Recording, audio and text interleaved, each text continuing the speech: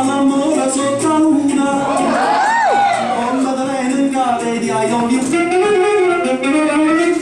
papà americano. Sorry.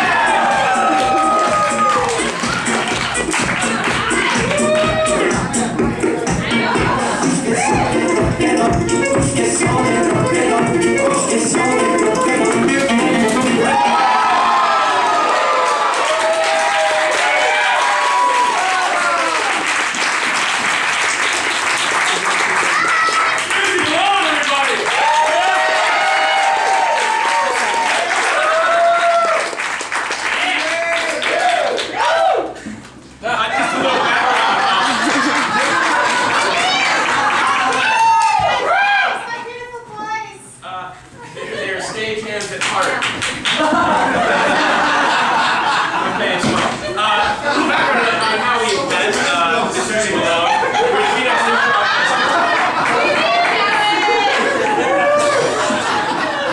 And we had finished our show on a Friday night, and the next morning some of the gentlemen in the group who enjoy the basketball got up early and watched it. I was not one of them. And then I met them at lunch, and they decided that it was a positive idea to go, you know, in the early afternoon hours to a burlesque show, a gentleman's club. You can tell me. I prefer being a gentleman's club. Yes. And we met this lovely lady, and she was so wonderfully festive, and there's some pasties, but yes, mostly topless.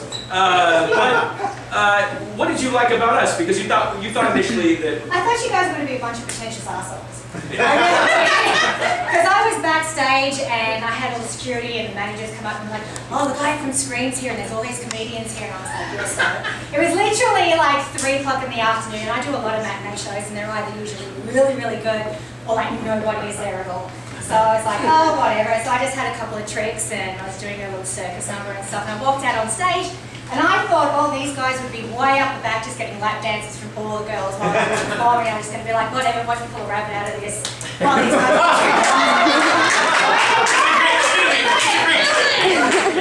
It's like you ask all the time, do you do a rabbit trick? And I do. But the majority of people always say, where do you pull a rabbit out from? Because it's burlesque. And I don't pull it out of my ass. It's all good. It's all good. It's very tasteful what I do. Ladies, is it tasteful? Yeah. Let's do it.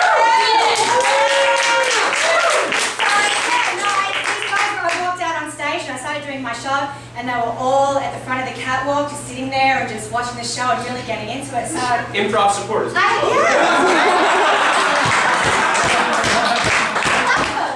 So we stayed in touch, and we're so happy to have her here tonight. And now she's going to take suggestions and tell you some stuff. Fetish!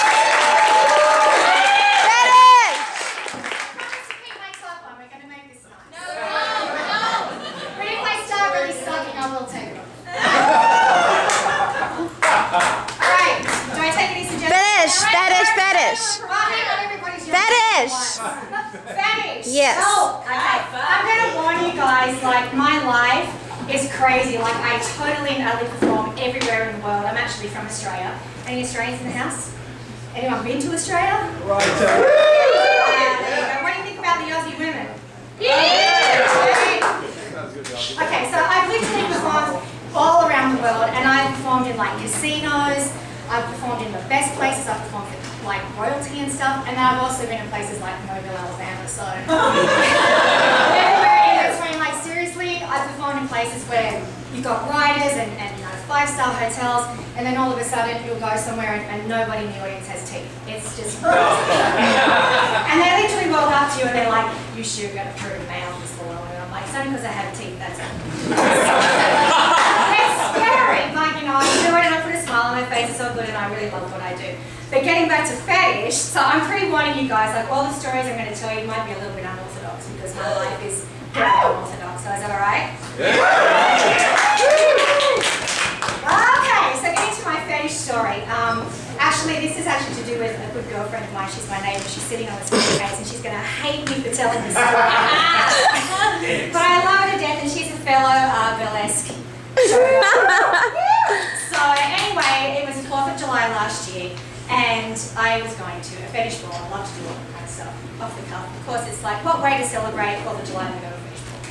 So, and Dave, who I've kept in really, really good contact with, he calls me like off the cuff and I'm like, "What are you doing tonight?" He's like, "Oh, I've not really got anything going on. He's got 2 shows and that's about it." And I was like, "I'm going to a fetish ball, do you want to come?" And he was like, "Yeah, I'll definitely come." I seriously did not think he was going to come. Like, really? That's going to scare most guys. Like, going to a fetish ball, you just don't know what the hell is going to happen, like, literally. So I'm like, "Okay, I'll organise your ticket." And he had a couple of shows, so he was going to meet us later on, which was all good. So we go to this fetish ball and it's amazing. Like, everybody is completely and utterly decked out. Everyone's in corsets and stockings and leather and latex and the whole thing. And you walk into this place and it's just in darkness and you go out to this back room and they've got like the bondage crosses and everyone's getting whipped and there's candle wax and you're freaking out right now. I can tell you raising your eyebrows, so seriously you're like, "Yeah, you crazy bitch." So anyway, my best friend Tally is with me and she doesn't drink. She's a reformed alcoholic. 3 years sober, 2 days ago, you gotta give her.